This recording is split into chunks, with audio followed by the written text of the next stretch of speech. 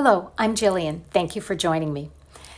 The best research interviews that I conduct, meaning the ones that generate copious amounts of qualitative data relevant to my research question, seem like relaxed, free-flowing conversations. But this is simply an illusion that conceals the carefully planned, orchestrated, and controlled nature of the interview process. So here's what goes on behind the scenes and what I take into consideration before, during, and after. Side note, this video relates to scheduled face-to-face one-on-one interviews, but some of the content might be relevant to focus groups and spontaneous questioning in the field as well. Why you choose to use the interview method in your study and the types of data that you hope to generate regarding your research question are important considerations when planning your interview. I seek all of the following and I plan my questions accordingly. Firstly, statements in the participant's voice. Details and insights regarding the data collected by other methods such as observations and document analysis. Clues on where to focus my attention when enacting these other methods.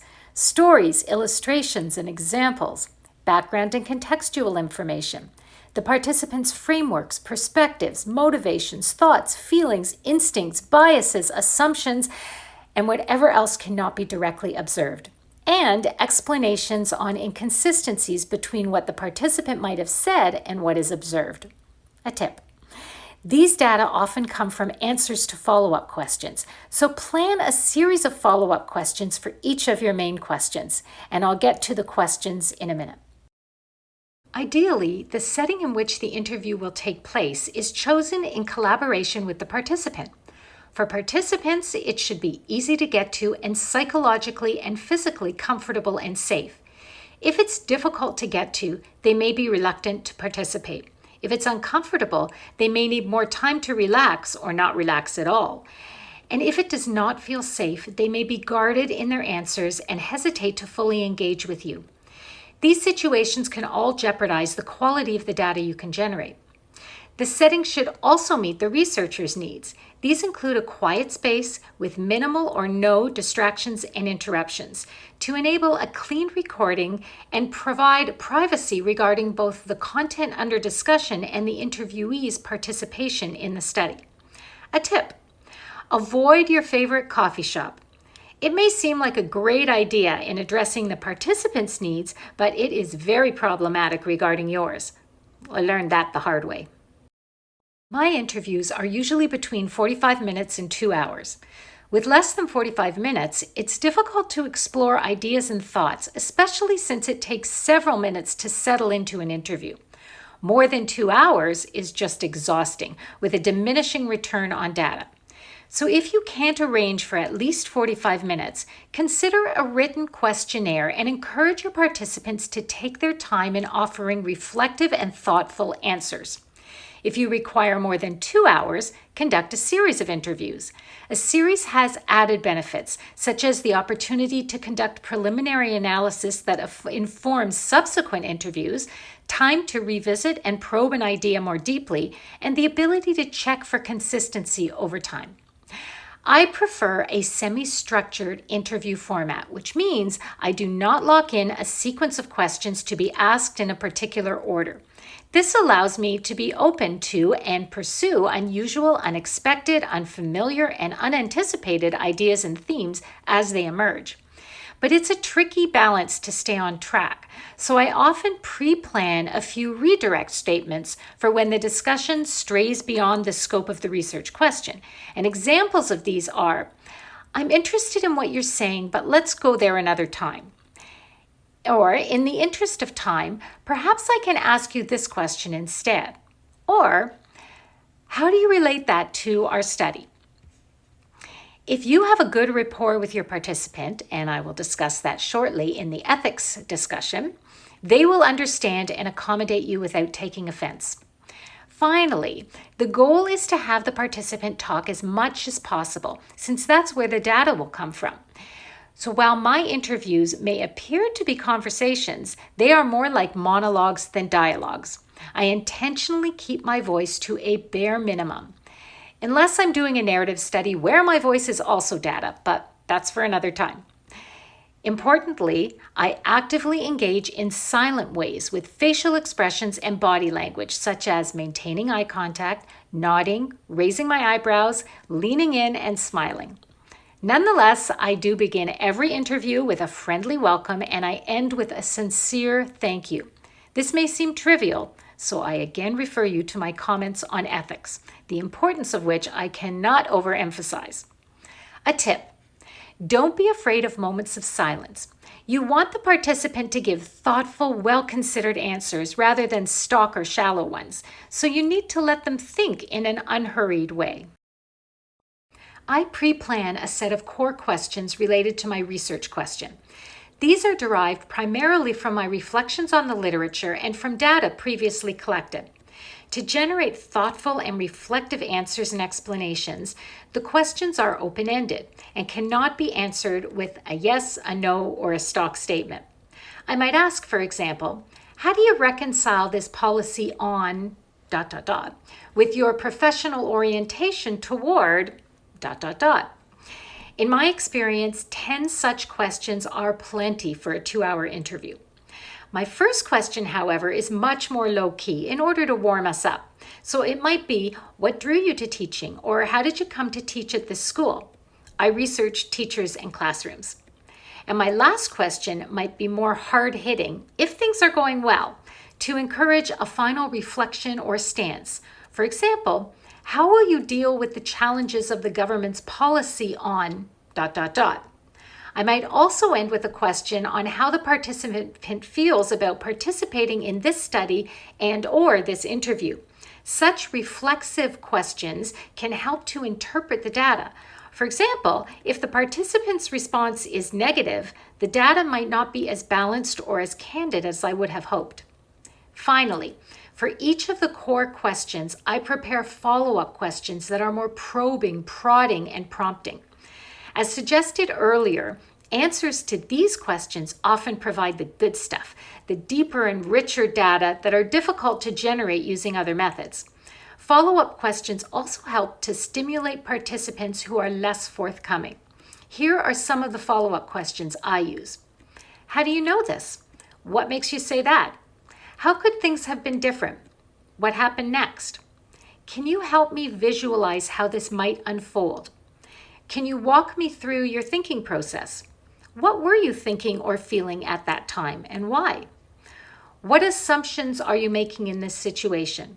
What do you think others would say if I could ask them? How do you know that? How do you know when ... What effect do you think this has on ...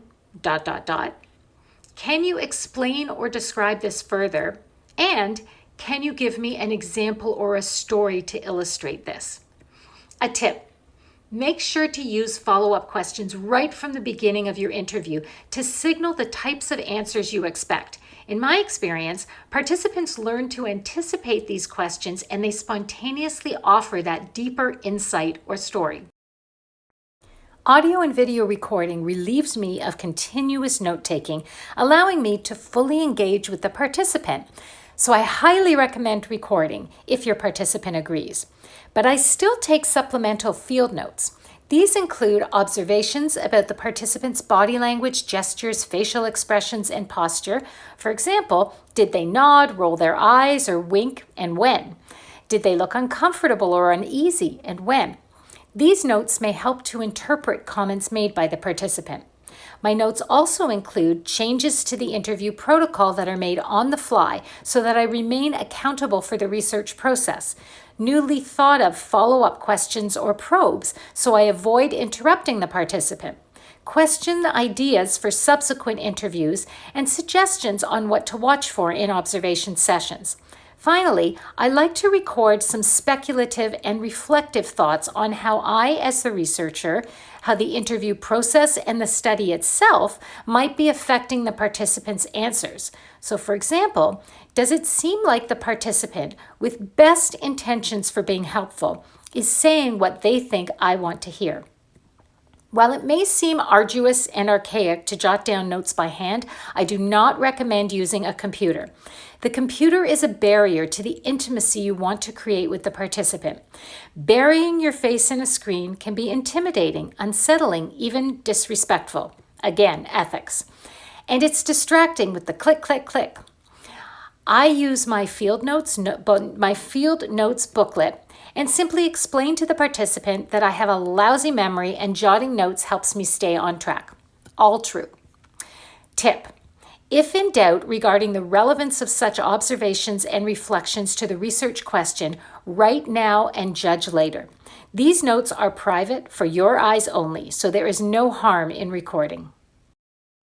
Transcribing audio recordings is time-consuming, which means it's also expensive if you hire a professional. A general rule of thumb is 5 to 10 to 1 transcribing time to recording time. In other words, it takes 5 to 10 minutes to transcribe 1 minute of a recording and 5 to 10 hours to transcribe 1 hour. This is another reason to keep your participant on task and your voice to a minimum. I do my own transcribing, and I do it within a few days of the interview while my memory is fresh. This provides an opportunity for some early analysis and making connections to data collected by other methods, often while I'm still in the field and can use this analysis to inform upcoming observations and interviews. The participant is usually offered a copy of the transcript to review and revise by adding, deleting, or changing the content.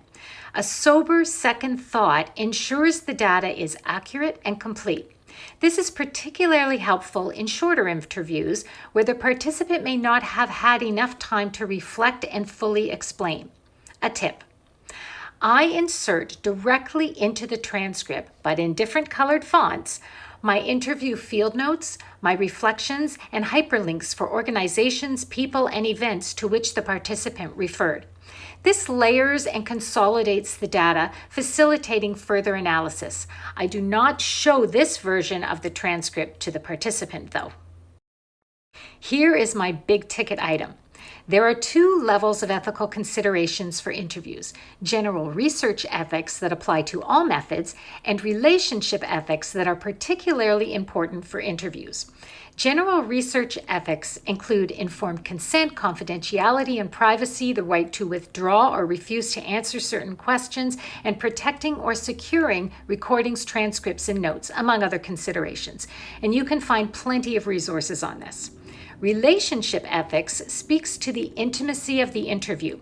It's important to earn participants' trust and respect. Without both, they are unlikely to speak from the heart.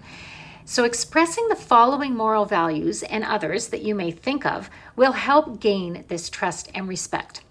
Humility and respect for the participant's knowledge and expertise, including avoiding jargon and terminology that is likely to be unfamiliar or intended to be intimidating. Remember, the participant is the expert in the room. That's why you're there. Gratitude for the participant's time. While many participants enjoy talking about their craft, knowledge, and experiences, the primary beneficiary is the researcher. The participant has little to gain.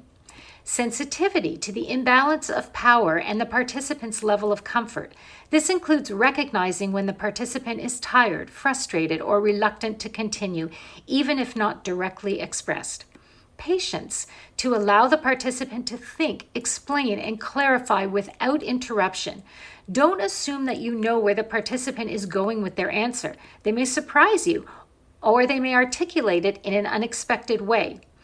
Kindness, empathy, and compassion regarding what the participant shares with you, especially since you are not sharing back. Avoid passing judgment. Fairness in how you utilize your time with the participant and in the questions that you ask. Be efficient and stick to your research question. And finally, honesty and openness about who you are and where your interests lie. Share what you can to avoid suspicion and doubt. A tip: hide your phone from view.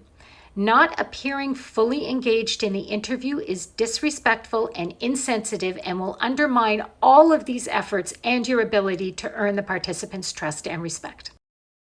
All of these considerations shape the interview protocol. This is a document that outlines in detail how the interview will be conducted. It's what holds the researcher accountable to the research study and helps to ensure its rigor and trustworthiness. And it's what gives me confidence that valuable data will be generated so that I can relax into the interview and thoroughly enjoy the monologue. Please let me know if you have any tips, hints, and advice to add. Our learning is enriched when we collaborate.